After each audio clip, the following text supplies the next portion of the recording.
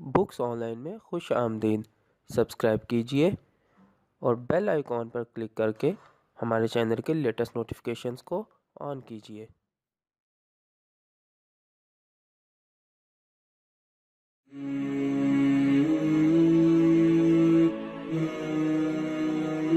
अऊज़ु बिल्लाहि मिनश शैतानिर रजीम।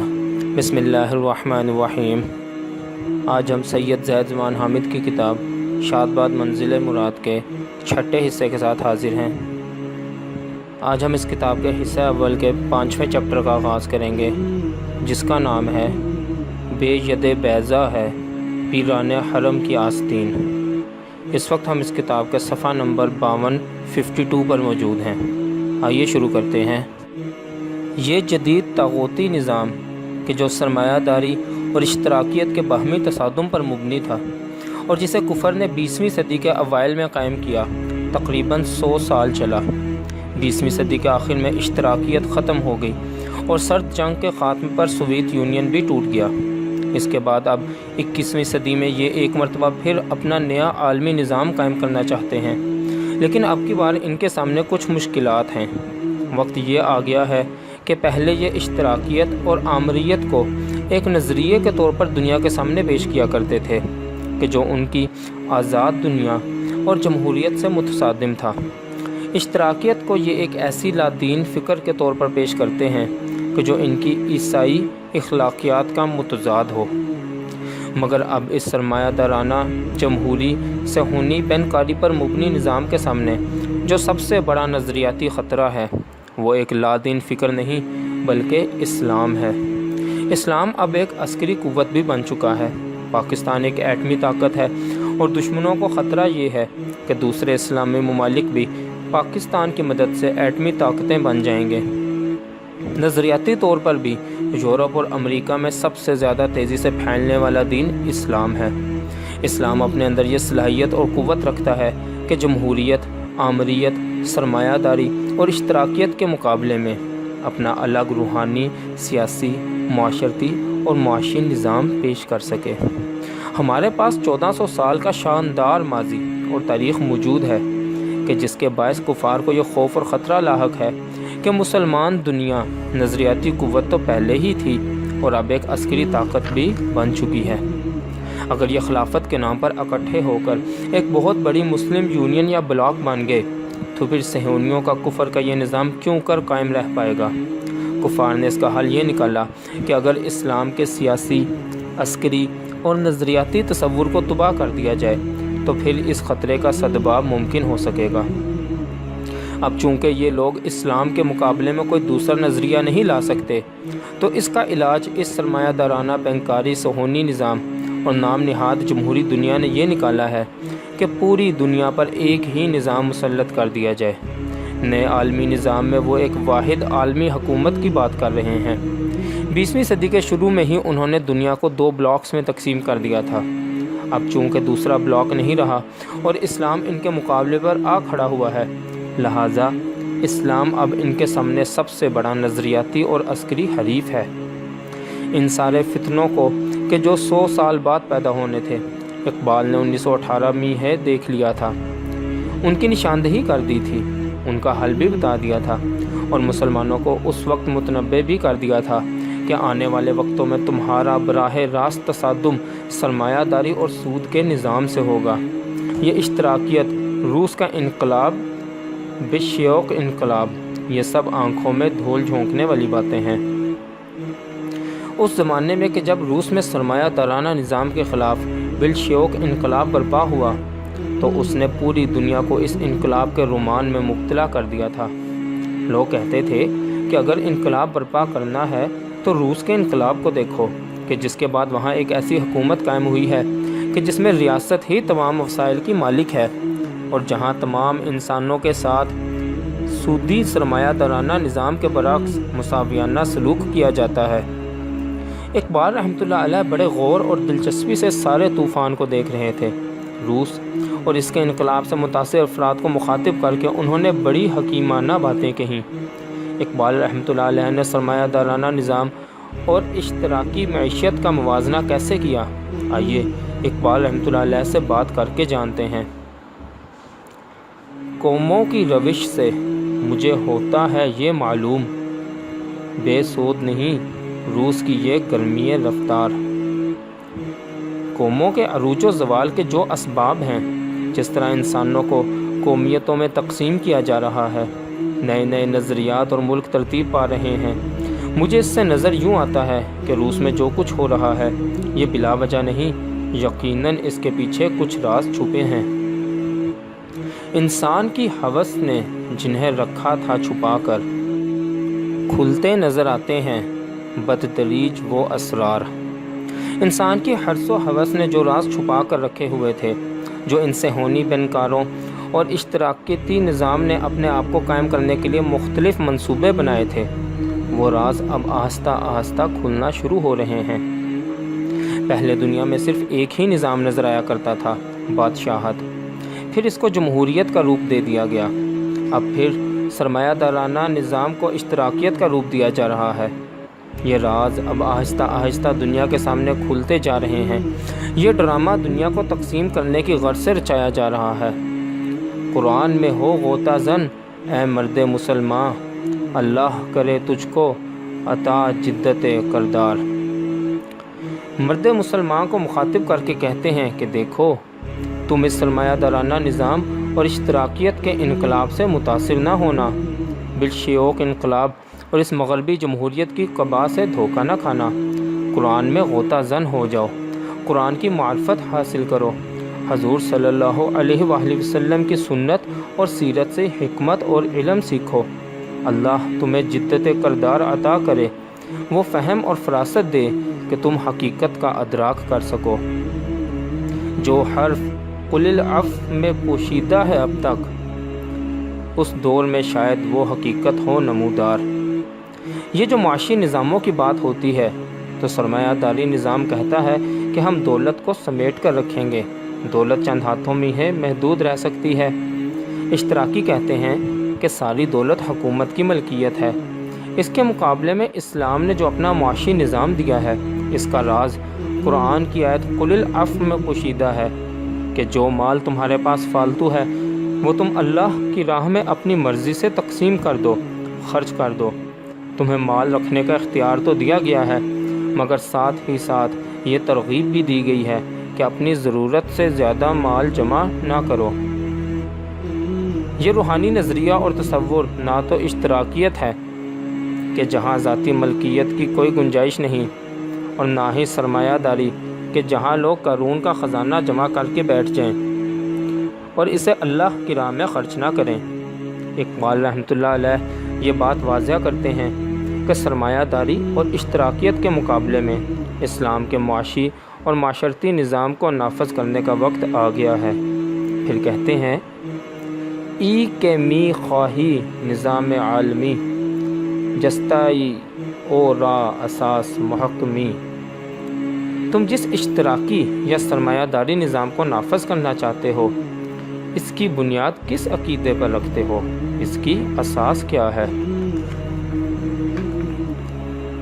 داستان کہنا شستی باب باب، فکر را روشن کن از الکتاب۔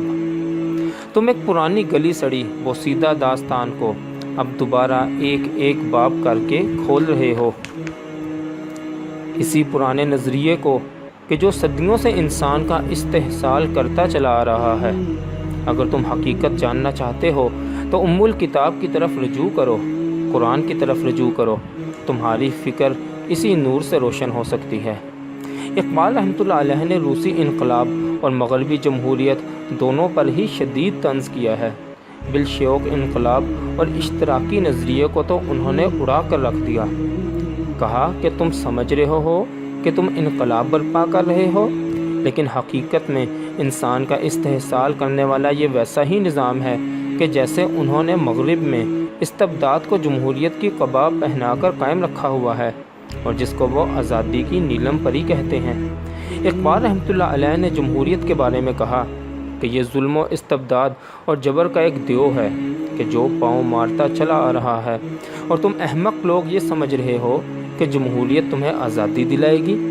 پھر اس کے بعد دنیا نے بھی دیکھا کہ صرف 2 عظیم جنگوں سے لے کر اب تک کم از کم 10 کروڑ انسان اس جمہوریت اور اشتراکیت کی بھینٹ چڑھ چکے ہیں اور پوری دنیا میں انسانیت کو غلام بنا دیا گیا ہے۔ اس کے بعد اقبال رحمۃ اللہ علیہ ابلیس کی مجلس شورا میں جاتے ہیں اور یہاں بڑی غیر معمولی گفتگو ہوتی ہے۔ یہ ایک انتہائی مسحور کن کلام ہے۔ اب اسی ابلیس کی مجلس شورا میں مشیر اقتصادیات کی باری آتی ہے۔ پہلے چونکہ سیاسیات سے متعلق بات تھی اور جمہوریت اور آمریت کا موازنہ کرنا تھا، چنانچہ مشیر سیاسیات بول رہا تھا۔ اب مشیر اقتصادیات اشتراکی اور سرمایہ داری نظام کا موازنہ پیش کرتا ہے۔ ظاہر ہے کہ جب اشتراکی نظام شروع ہوا تو ابلیس کے مشیروں کو بھی خطرہ محسوس ہوا کہ کہیں ایسا نہ ہو کہ ہمارا یہ سود اور ربا کی بنیاد پر قائم صہیونی بینکاری نظام کہ جہاں دولت چند ہاتھوں میں جمع ہو کر رہ جاتی ہے، اشتراکیت کے ہاتھوں ختم ہو جائے۔ اس کے جواب میں ابلیس نے زور دے کر کہا کہ ہمیں اشتراکیت سے کوئی خطرہ نہیں ہے، اور میں تمہیں بتاتا ہوں کہ اشتراکیت کی حقیقت کیا ہے اور ہمیں اصل خطرہ کس نظام اور نظریے سے ہے۔ جانتا ہے جس پہ روشن باطن ایام ہے، مزدکیت فتنہ فردہ نہیں اسلام ہے۔ یہاں پر ابلیس کہ جو دنیا کے عروج و زوال کو جانتا ہے، قوموں کی حقیقتوں کو جانتا ہے، جس کو پتہ ہے کہ کس نظریے کی کیا حقیقت ہے، اور جو اچھی طرح جانتا ہے کہ سوشلزم، اشتراکیت اور باقی جتنے بھی ازم آ رہے ہیں وہ اس کے نظام کے لیے خطرہ نہیں ہیں، وہ اپنے مشیروں سے کہتا ہے کہ ہمیں نظریاتی خطرہ صرف اسلام سے ہے۔ یہ بات 1930 کی دہائی میں کہی جا رہی ہے کہ جب خلافت عثمانیہ ٹوٹ کر بکھر چکی تھی، ملت اسلامیہ میں گھٹا ٹوب اندھیرا تھا اور روس میں اشتراکی انقلاب برپا ہو چکا تھا۔ اس وقت ابلیس کہتا ہے کہ آنے والے دور میں سرمایہ دارانہ نظام کو اصل خطرہ صرف اسلام سے ہے۔ جب ابلیس نے اپنے تمام مشیروں کو یہ بتایا کہ آنے والے دور میں تمہیں اسلام سے خطرہ ہوگا، اشتراکیت سے نہیں، تو وہ ذرا حیران ہوئے۔ بعد میں ابلیس نے ان کو سمجھانا شروع کیا کہ میں یہ کیوں کہتا ہوں کہ آنے والے دور میں تمہیں اسلام کے سیاسی، معاشرتی، مذہبی اور معاشی نظام سے ہی اصل خطرہ ہوگا۔ مگر اس سے پہلے اقبال رحمۃ اللہ علیہ کے الفاظ میں ابلیس مسلمانوں کی موجودہ صورتحال پر یوں تبصرہ کرتا ہے: جانتا ہوں میں یہ امت حامل قرآن نہیں ہے، وہی سرمایہ داری بندہ مومن کا دین۔ مجھے اچھی طرح معلوم ہے کہ اس امت کی فکر کا مرکز اب قرآن نہیں رہا۔ یہ امت بھی آج سرمایہ دارانہ معاشی نظام کے پیچھے چلی جا رہی ہے، مال و دولت جمع کرنے میں لگی ہے، زکوٰۃ نہیں نکالتی، وراثت تقسیم نہیں کرتی، یہ بھی وہی کاغذی کرنسی اور صہیونی بینکاری نظام استعمال کرتی ہے۔ اسی طرح مسلمانوں کا لین دین بھی حقیقی دولت پر مبنی نہیں ہے، ان کی ساری دولت لوٹ لی گئی ہے، سونا ان سے لے کر ردی کاغذ ان کے ہاتھ میں دے دیا گیا ہے۔ اس کے اسباب کی وضاحت کرتے ہوئے ابلیس مزید کہتا ہے: جانتا ہوں میں کہ مشرق کی اندھیری رات میں بے ید بیضا ہے پیران حرم کی آستیں۔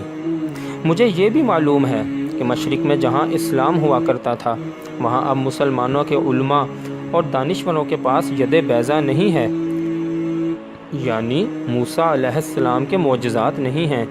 ان کے پاس وہ عشق رسول صلی اللہ علیہ وسلم کی تڑپ اور مومن کا وہ جلال و جمال نہیں ہے کہ جو ان کو صاحب فراست بنا سکتا۔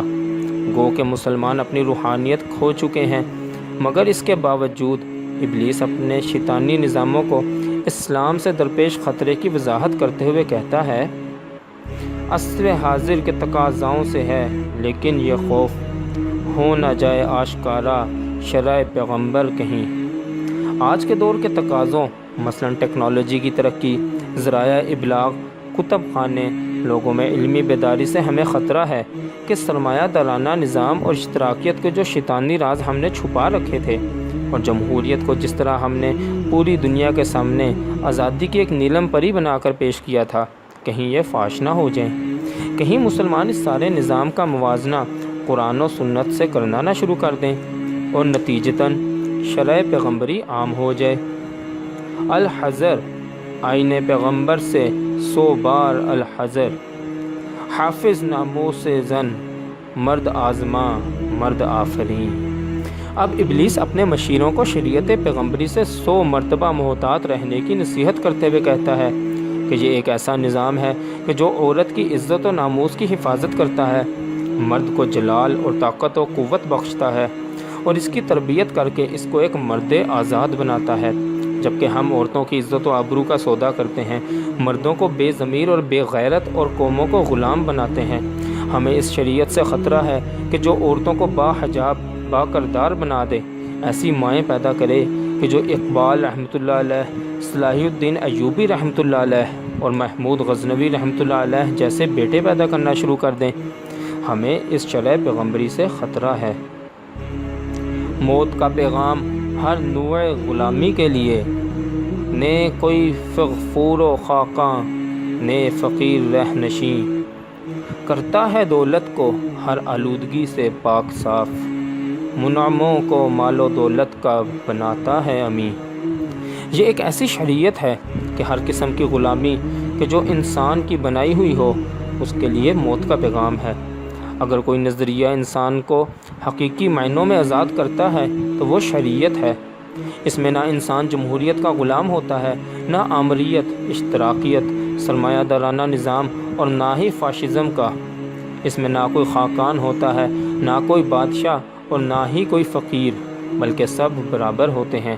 معاشرے میں مساوات اور نظام عدل قائم کر دیا جاتا ہے اور دولت کو ہر غلاظت سے پاک کیا جاتا ہے۔ زکوٰۃ نکالی جاتی ہے، صدقات دیے جاتے ہیں، وراثت تقسیم ہوتی ہے، عشر دیا جاتا ہے، اور اس کے لیے اسلام دولت مندوں کو مال و دولت کا مالک نہیں بلکہ امین بناتا ہے۔ یہ فکر و عمل کا اتنا بڑا انقلاب ہے کہ اس سے بڑھ کر کوئی انقلاب ممکن نہیں۔ اس سے بڑھ کر اور کیا فکر و عمل کا انقلاب؟ بادشاہوں کی نہیں، اللہ کی ہے یہ زمین، چشم عالم سے رہے پوشیدہ یہ آئیں تو خوب، یہ غنیمت ہے کہ خود مومن ہے محروم یقین۔ یعنی انسان کو یہ بتا دیا جائے کہ یہ زمین بادشاہوں کی نہیں بلکہ اللہ کی ہے۔ دنیا کو یہ بتا دیا جائے کہ پارلیمان سپریم نہیں، قرآن و سنت سپریم ہے۔ دنیا کو یہ بتا دیا جائے کہ بادشاہ وقت حاکم اعلیٰ نہیں، اللہ احکم الحاکمین ہے۔ دنیا کو یہ بتا دیا جائے کہ یہ زمین اللہ کی ملکیت ہے، مسلمان جہاں چاہیں ہجرت کر کے جا سکتے ہیں، ویزے اور پاسپورٹ کی ان کو ضرورت نہیں ہوتی۔ پوری اسلامی دنیا میں مسلمان پر ویزے کی پابندی نہیں لگائی جا سکتی۔ مسلمانوں کو قومیت کی بنیاد پر کسی خاص جغرافیے میں بھی مقید نہیں کیا جا سکتا۔ ایک شخص کے لیے یہ کافی ہے کہ وہ مسلمان ہے اور پورا عالم اسلام اس کا گھر ہے، پورا جہان اس کا میدان عمل۔ مسلمانوں کی نسبت اللہ اور اس کے رسول صلی اللہ علیہ وآلہ وسلم کی محبت کی بنیاد پر ہے، قومیت پر، لسانیت پر یا کسی بھی قسم کی عصبیت پر نہیں۔ ابلیس کہتا ہے کہ اگر یہ بات عام ہو گئی تو ہمارا پورا نظام اور اس کے تمام بت تباہ و برباد ہو جائیں گے۔ ابلیس کہتا ہے کہ یہ انتہائی ضروری ہے کہ پوری دنیا اس قانون، اس آئین سے محروم رہے۔ کوشش کرو کہ پوری دنیا سے قرآن و سنت کے یہ قوانین اور تعلیمات چھپی رہیں اور مسلمان خود یقین سے محروم رہیں۔ مسلمانوں کے دلوں میں یہ وسوسے اور شک اٹھیں کہ کیا آج کے دور میں بھی ہم وہ اسلامی سیاسی، معاشی، عسکری نظام قائم کر سکتے ہیں کہ جو پوری مسلمان امت کو متحد کر دے؟ کیا آج سونے اور چاندی کے سکے رائج ہو سکتے ہیں؟ کیا آج حقیقی دولت پر مبنی معاشی نظام قائم کیا جا سکتا ہے؟ اب ابلیس کے مشیر پوچھتے ہیں کہ ہم کیا کریں؟ ہمیں کیا کرنا چاہیے کہ ہم مسلمانوں کو آئین پیغمبری اور شریعت سے محروم کر دیں، ان کو خرافات میں الجھا دیں؟ کیا کریں کہ مسلمان ہمارے سرمایہ داری اور اشتراکی معاشی نظام، آمریت اور جمہوریت کے فراڈ اور اس کے دھوکے میں پھنسے رہیں؟ تو ابلیس ان کو مزید ایک راز بتاتا ہے کہ ان کو ایسے مسائل میں الجھا دو کہ جو ظاہراً بڑے علمی نظر آئیں لیکن حقیقت میں میدان عمل سے ان کا کوئی واسطہ اور تعلق نہ ہو۔ علامہ اقبال رحمۃ اللہ علیہ حکیم الامت ہیں، وہ امت کے تمام امراض سے بخوبی واقف ہیں، چنانچہ وہ یہاں ابلیس کی زبان میں ان فتنوں کا ذکر کرتے ہیں۔ اگر آج آپ اپنے آس پاس دیکھیں تو مسلمان امت انہی خرافات میں پھنسی ہوئی ہے۔ ابن مریم مر گیا یا زندہ جاوید ہے، ہیں صفات ذات حق حق سے جدا یا عین ذات۔ حضرت عیسیٰ علیہ السلام کا انتقال ہو گیا تھا یا وہ زندہ و جاوید آسمان پر اٹھا لیے گئے تھے؟ اللہ تعالیٰ کی صفات اللہ کی ذات سے جدا ہیں یا ذات کا حصہ ہیں؟ یہ ایسی فلسفیانہ موشگافیاں اور علمی بحثیں ہیں کہ جن کا کوئی فائدہ اس دنیا کے کارزار میں مسلمانوں کو نہیں۔ آنے والے سے مسیح ناصری مقصود ہے یا مجدد جس میں ہوں فرزند مریم کے صفات؟ جن عیسیٰ علیہ السلام کو اس دنیا میں تشریف لانا ہے، ان سے مراد وہی عیسیٰ علیہ السلام ہیں کہ جو اٹھا لیے گئے تھے، یا کوئی ایسے مجدد آئیں گے کہ جن میں حضرت عیسیٰ علیہ السلام کی صفات ہوں گی؟ ہیں کلام اللہ کے الفاظ حادث یا قدیم؟ امت مرحوم کی ہے کس عقیدے میں نجات؟ قرآن پاک کے الفاظ حادث ہیں یا قدیم، یعنی وہ بنائے گئے تھے یا ہمیشہ سے تھے؟ امت کی کس عقیدے میں، کس فرقے میں نجات ہے؟ کون سا فرقہ ناجی ہے کہ جو بچا لیا جائے گا، اور کون سا فرقہ جہنم میں جائے گا؟ آج ہر فرقہ دوسرے پر تکفیر کے فتوے جاری کر رہا ہے۔ ابلیس کہتا ہے کہ مسلمانوں کو انہی بحثوں اور موشگافیوں میں الجھا دو اور انہیں میدان عمل سے ہٹا دو، اور پھر ان سے کہتا ہے کہ کیا مسلمان کے لیے کافی نہیں اس دور میں یہ الہیات کے ترچے ہوئے لات و منات؟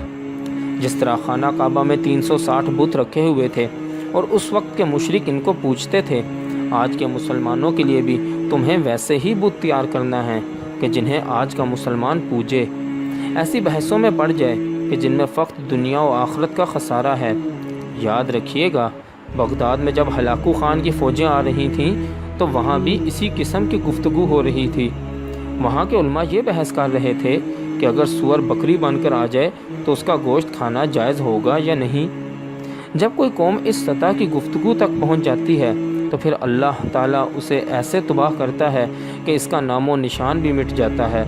پھر ابلیس اپنے مریدوں کو مزید نصیحت کرتا ہے، تم اسے بیگانہ رکھو عالم کردار سے، تا بساط زندگی میں اس کے سب مہرے ہوں مات۔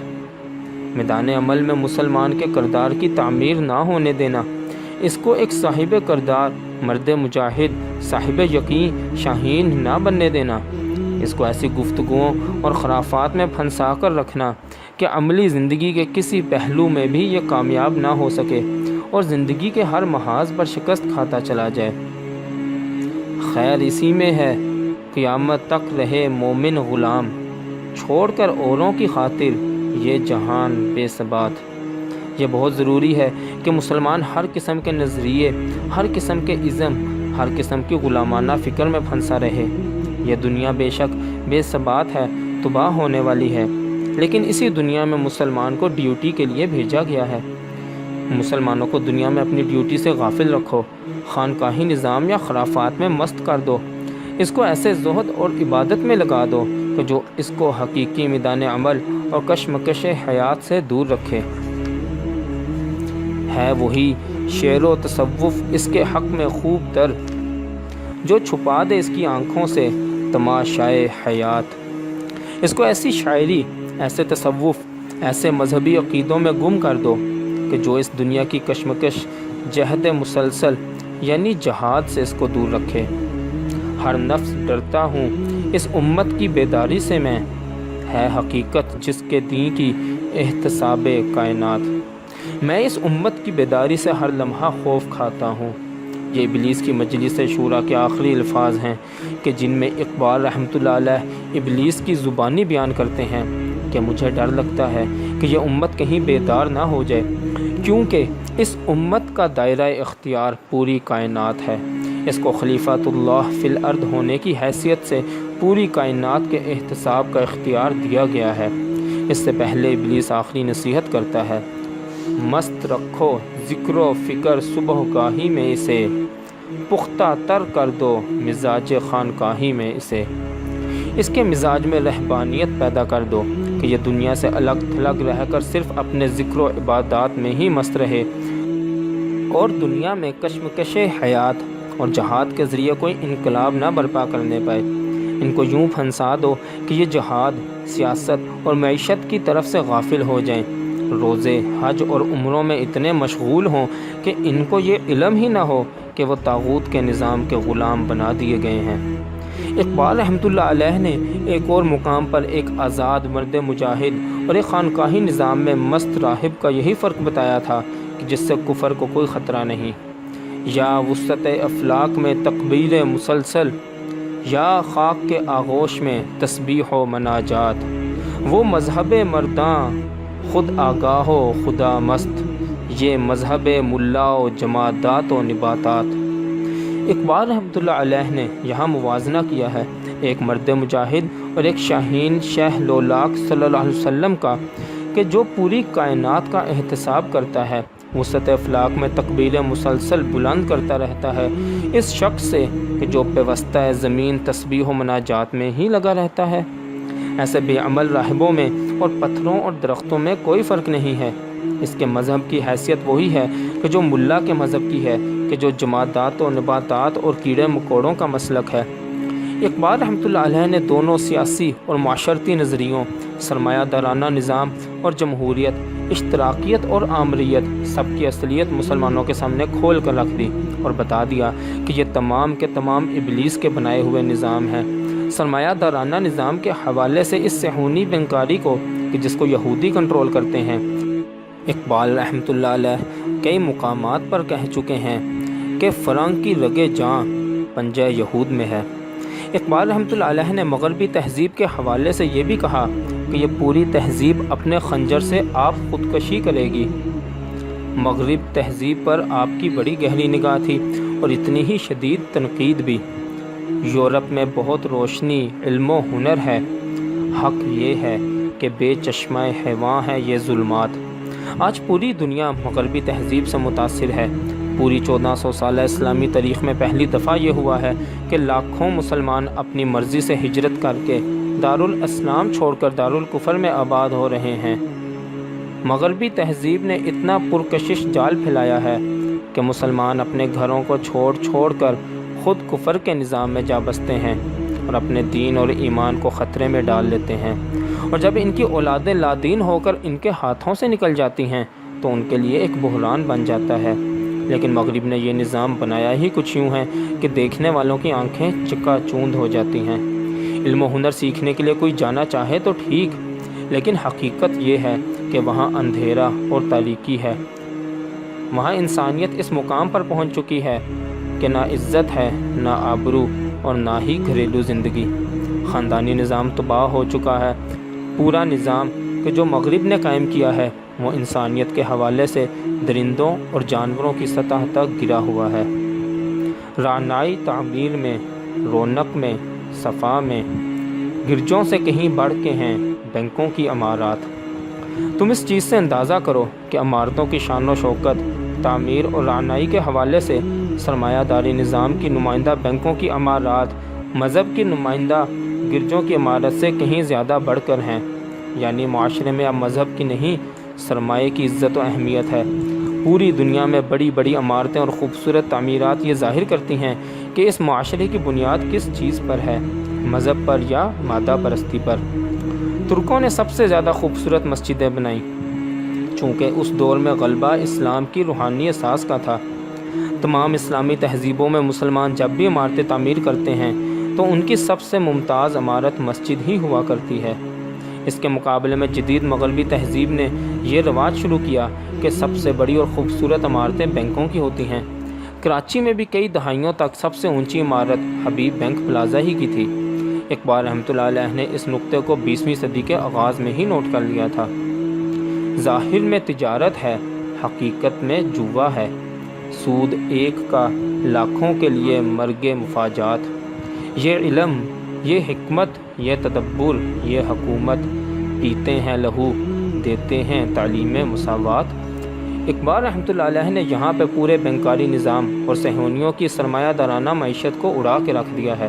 اقبال رحمۃ اللہ علیہ نے قرآن سے یہ الفاظ لیے ہیں کہ جب یہودی کہتے ہیں کہ سود بھی تجارت ہی کی ایک شکل ہے، تو جواباً اللہ کہتا ہے کہ تجارت حلال ہے اور سود حرام، اور اللہ نے قرآن پاک میں سود اور ربا کے نظام کے خلاف اعلان جنگ کیا ہے۔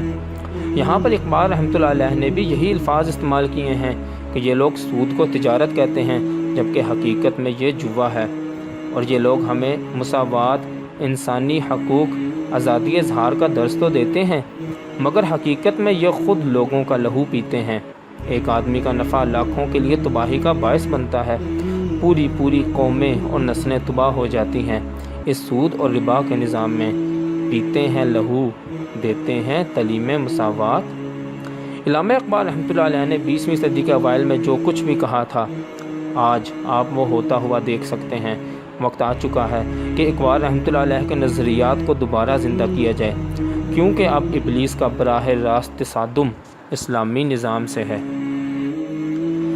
اب ہم اس کتاب کے حصہ اول کے 6 حصے کا آغاز کریں گے، جس کا نام ہے وطن کی فکر کر ناداں، مصیبت آنے والی ہے۔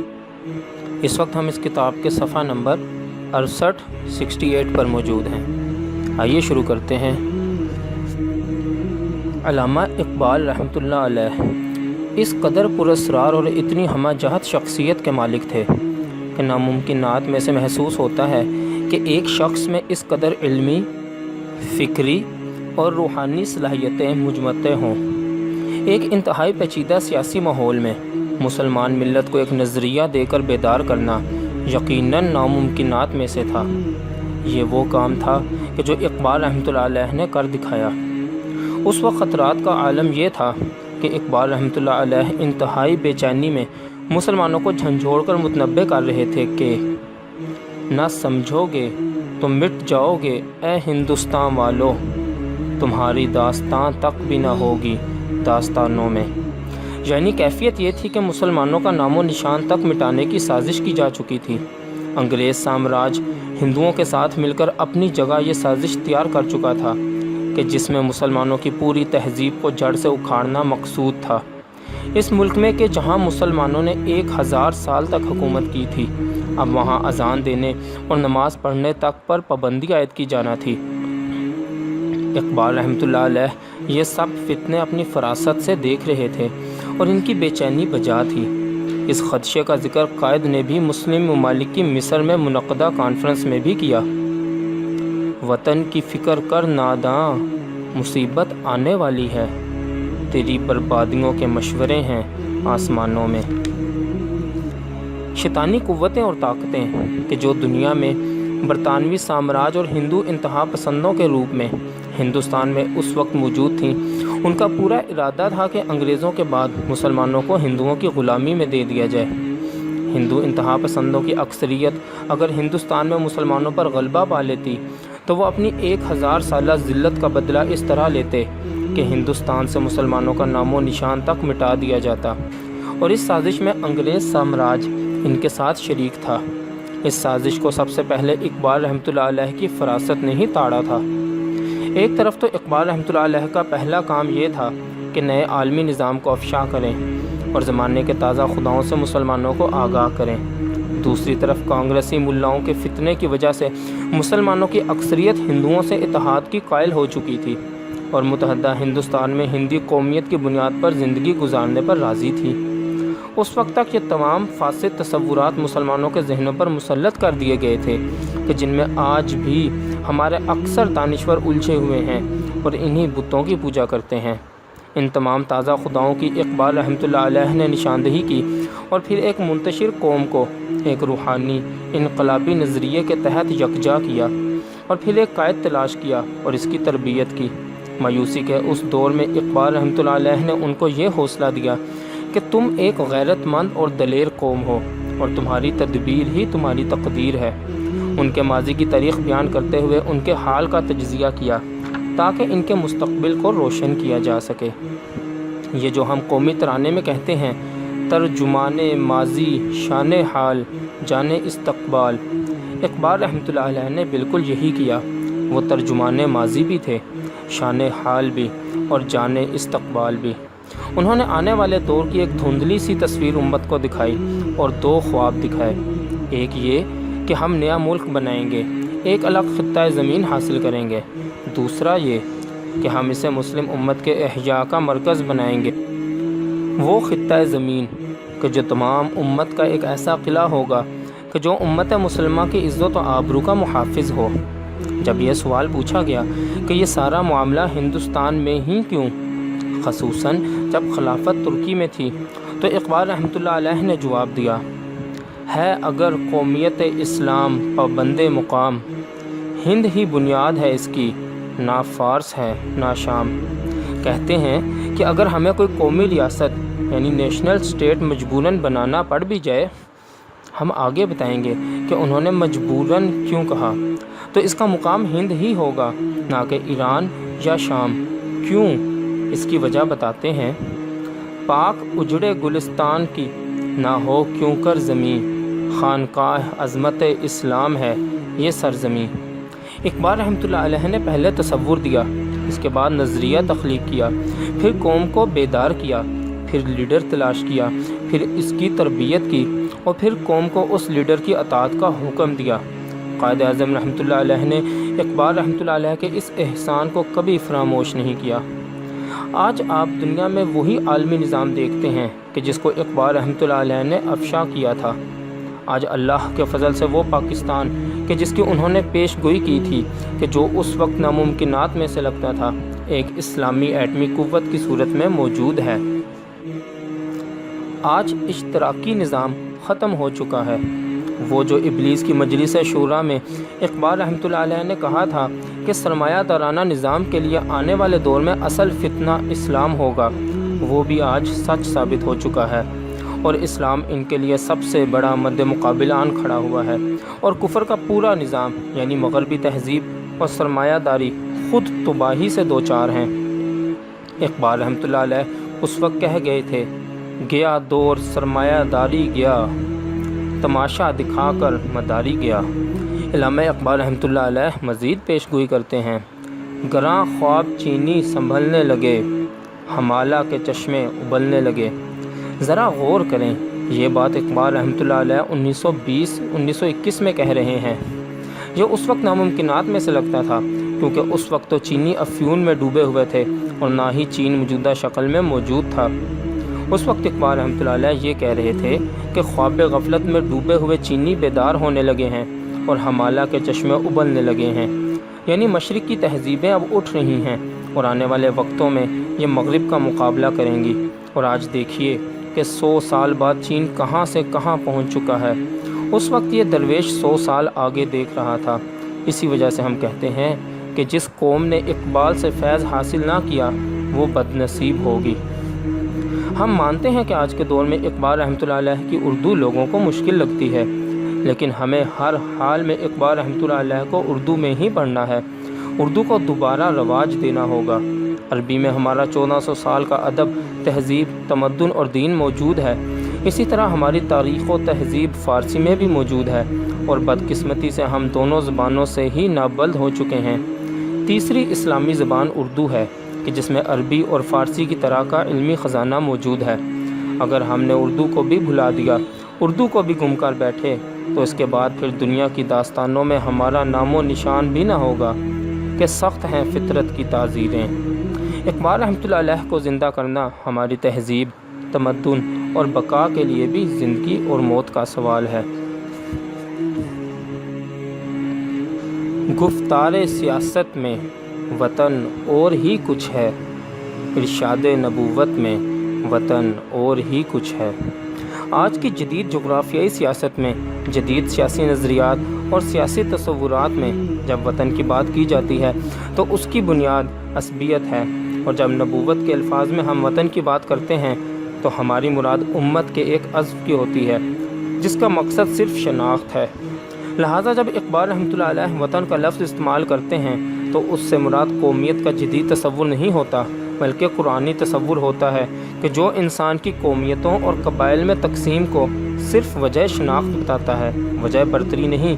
یعنی صہیب رومی، بلال حبشی، سلمان فارسی اپنی قومیتوں کی وجہ سے پہچانے تو جاتے ہیں، مگر یہ باعث عصبیت نہیں ہے۔ تو ابھی راہ گزر میں ہے، قید مقام سے گزر، مصر و حجاز سے گزر، فارس و شام سے گزر۔ علامہ رحمۃ اللہ علیہ کہتے ہیں کہ مسلمان کسی صورت میں بھی نہ تو ایک جغرافیائی مقام پر محدود ہو سکتا ہے، اور نہ ہی مسلمانوں کو فارسی، شامی، عربی، عجمی عصبیت میں تقسیم کیا جا سکتا ہے۔ جب مدینہ کی ریاست قائم ہوئی تو مسلمان مکے سے ہجرت کر کے مدینہ آباد ہو گئے۔ حضور صلی اللہ علیہ وآلہ وسلم کو مکے سے بھی بہت پیار تھا اور مکے سے محبت کرنا عین ایمان تھا، مگر مشن کے تقاضوں کے تحت مدینہ تشریف لے گئے اور مدینہ میں اسلامی ریاست قائم کی کہ جو بعد میں چین سے یورپ تک پھیل گئی۔ ایک نظریاتی ریاست کا بنانا اور اس سے محبت کر کے اس کی حفاظت کرنا اسلام کے تصور کے خلاف نہیں ہے۔ یہ وہ قومیت نہیں ہے کہ جس کو مغرب آج دنیا پر مسلط کرتا ہے، مدینہ کی ریاست کی طرح کہ جس کی بنیاد ایک نظریے، ایک تصور، ایک فکر پر تھی۔ اقبال رحمۃ اللہ علیہ نے بھی پاکستان کے قیام کا تصور دیا کہ جس میں مسلمان ہندوستان کے ایک حصے کو جدا کر کے اسلام کے نام پر ایک علیحدہ ریاست کا وجود عمل میں لائیں۔ اسی بنیاد پر ہم نے ہندوستان کے مشرکوں سے الگ ہو کر پاکستان کی جانب ہجرت کی اور ایک مدینہ ثانی بنایا کہ جہاں ہم امت مسلمہ کے احیاء، اس کے عروج اور خلافت علی منہاج النبوہ کی بنیاد رکھیں گے انشاءاللہ۔ آبرو باقی تیری ملت کی جمعیت سے تھی، جب یہ جمعیت گئی دنیا میں رسوا تو ہوا۔ اقبال رحمۃ اللہ علیہ یہاں واضح کر رہے ہیں کہ امت مسلمہ کی عزت اس وقت تک تھی کہ جب تک مسلمان خلافت کی مرکزیت تلے امت اکٹھے تھے، اور جب سے یہ امت قومیتوں اور لسانیت کی بنیاد پر چھوٹے چھوٹے ملکوں میں تقسیم کر دی گئی تو اس کے زوال اور رسوائی کا آغاز ہوا۔ فرد قائم ربط ملت سے ہے، تنہا کچھ نہیں، موج ہے دریا میں اور بیرون دریا کچھ نہیں۔ بات چاہے ایک فرد کی ہو یا ایک ملک کی، ہر وہ وجود کہ جو اس امت رسول صلی اللہ علیہ وآلہ وسلم سے وابستہ ہے، اس کی بقا، وقار اور عزت امت سے وابستگی میں ہے۔ پاکستان کی تمام تر آبرو اور مقام امت رسول صلی اللہ علیہ وآلہ وسلم سے وابستہ ہونے میں ہے، گو کہ پاکستانیت ہماری شناخت ہے، جیسا کہ حضرت بلال رضی اللہ تعالیٰ عنہ کی شناخت حبشہ سے تھی۔ اپنی کتاب reconstruction of religious thoughts in Islam میں اقبال رحمۃ اللہ علیہ نے مزید تفصیل سے آج کے دور میں قومیت کے مسائل کو واضح کیا ہے۔ ان کے مطابق اب امت مسلمہ تقسیم ہو چکی ہے اور حقیقت یہ ہے کہ اب امت کو اکٹھا کرنے میں بڑی محنت اور بڑا وقت لگے گا، تو اس کام کے لیے ہمیں زمینی حقائق کو سامنے رکھنا ہوگا۔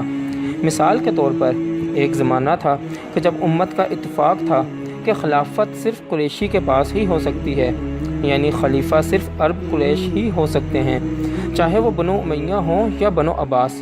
لیکن ایک دور وہ بھی آیا کہ جب قریش خلافت سنبھالنے کے قابل نہ رہے، یعنی جب عباسی خلافت تباہ و برباد ہو گئی، تو اس کے بعد اس وقت کے علماء نے فتویٰ دیا کہ اس وقت حالات کا تقاضا یہ ہے کہ دین کی عزت و آبرو کی حفاظت کی خاطر خلافت کے لیے قریشی ہونے کی شرط کو ہٹا دیا جائے۔ جبھی خلافت عثمانیوں کے حوالے کر دی گئی اور ترک مسلمانوں نے کہ جو قریشی نہیں تھے خلافت اسلامیہ کی ذمہ داری اٹھائی اور کئی سو سال تک امت کی عزت و آبرو کے محافظ بنے رہے۔ اس دور کے علماء نے اپنے دور کے تقاضوں کے مطابق اسلام کی تشریح کی اور اجتہاد کیا۔ اب 20ویں صدی میں چونکہ امت قومی ریاستوں میں توڑ دی گئی ہے اور ہمارے پاس ابھی اتنی طاقت اور صلاحیت موجود نہیں ہے کہ ہم اسے اکٹھا کر کے دوبارہ خلافت تلے ایک امت بنا سکیں، تو کم از کم ہر مسلمان ملک سیاسی، عسکری اور تعلیمی اعتبار سے اپنے آپ کو ایک مقام تک پہنچائے۔ اس کے بعد یہ سارے ممالک آپس میں مل کر مختلف اتحاد بنائیں اور آہستہ آہستہ یہ امت دوبارہ خلافت کے مرکز پر جمع ہو۔ ایک ہوں مسلم حرم کی پاسبانی کے لیے، نیل کے ساحل سے لے کر تاب خاک کاشغر۔ آنے والے دور میں انہوں نے مسلمانوں کو ایک راہ ہدایت بتا دی ہے کہ آپ کو اس قومی ریاستوں کے تصور سے نکل کر دوبارہ امت اور ملت کی طرف رجوع کرنا ہے۔ گو کہ اقبال رحمۃ اللہ علیہ اس تلخ حقیقت کو بھی تسلیم کرتے ہیں کہ جو خلافت کے خاتمے کے بعد مسلمانوں پر قومی ریاستوں کی شکل میں نازل ہوئی ہے، 1400 سال کی مسلمان تاریخ میں یہ کبھی نہیں ہوا کہ ایک مسلمان کو دوسرے مسلمان علاقے میں جانے کے لیے ویزا یا پاسپورٹ کی ضرورت پڑی ہو۔ مسلمان کے لیے صرف یہ کافی ہوتا تھا کہ وہ ایک مسلمان ہے، اس کو پوری دنیا کے مسلمان علاقوں میں جانے، تجارت کرنے، رہائش رکھنے، شادیاں کرنے اور خاندانوں کو آباد کرنے کی پوری اجازت ہوا کرتی تھی۔ اب یورپی یونین کے ممالک نے بھی یہی اسلامی تصور اختیار کر لیا ہے، لیکن جب مسلمان یہ بات کرتے ہیں اور اس کے لیے کوشش کرتے ہیں تو ان مغربی طاقتوں کی جان نکلتی ہے، اس لیے کہ ان کو ہماری امت اور ملت کے تصور کا اندازہ ہے۔ وہ جانتے ہیں کہ ہم ایک عسکری اور معاشی اتحاد بنائیں گے، اپنے درمیان سرحدیں، ویزے اور پاسپورٹ ختم کر دیں گے اور خلافت کے مرکز کو دوبارہ قائم کریں گے، اور اسی سے یہ خوفزدہ ہیں۔ لہٰذا لگ بھگ 57 ملکوں میں تقسیم کرنے کے بعد اب وہ امت مسلمہ کو مزید چھوٹے چھوٹے ممالک میں تقسیم کرنا چاہتے ہیں، اور نئے جغرافیائی اور نئے نقشوں کی بات کی جا رہی ہے۔ لیکن ہم جب پاکستان کی ریاست سے محبت اور پیار کی بات کرتے ہیں تو یہ اسی نسبت سے کی جاتی ہے کہ جس طرح ہم مدینہ کی ریاست سے محبت کرتے ہیں۔ مسلمان ملت کا ایک مرکز تو ہوتا ہے، لیکن ہماری فکر و سوچ ایک علاقے میں محدود نہیں ہوتی۔ اپنے مرکز سے عشق ایمان کا حصہ ہے۔ ہمارا مقصد اور مشن یہ ہے کہ کسی ایک جگہ مسلمان خود کو مجمع کر لیں، خود کو دوبارہ منظم کریں، اور اس خطے کی اسی طرح حفاظت کی جائے جیسے مدینہ کی حفاظت کی جاتی تھی۔ اسی طرح اس پر جان و مال اور عزت و آبرو قربان کی جائے کہ جیسے مدینہ کی ریاست کے دفاع اور حفاظت کے لیے مسلمانوں نے قربانیاں دیں۔ آج کے دور کے تمام مسلمان حکمرانوں، علماء اور دانشوروں پر یہ واجب ہے کہ وہ امت کو متحد کریں اور خلافت کے قیام کے لیے اپنی بھرپور صلاحیتوں کو کھپا دیں۔ اس کا آغاز ریاست ہائے متحدہ اسلامیہ سے ہوگا، جیسے آج یورپی یونین اور ریاست ہائے متحدہ امریکہ بنے ہوئے ہیں۔ مسلمان ممالک کو اکٹھا کر کے ایک مضبوط اسلامی بلاک بنانا اور پھر خلافت کا دوبارہ احیاء اقبال کا خواب اور ہمارا مشن ہے۔ باقی انشاءاللہ اگلی ویڈیو میں۔ جزاک اللہ خیر۔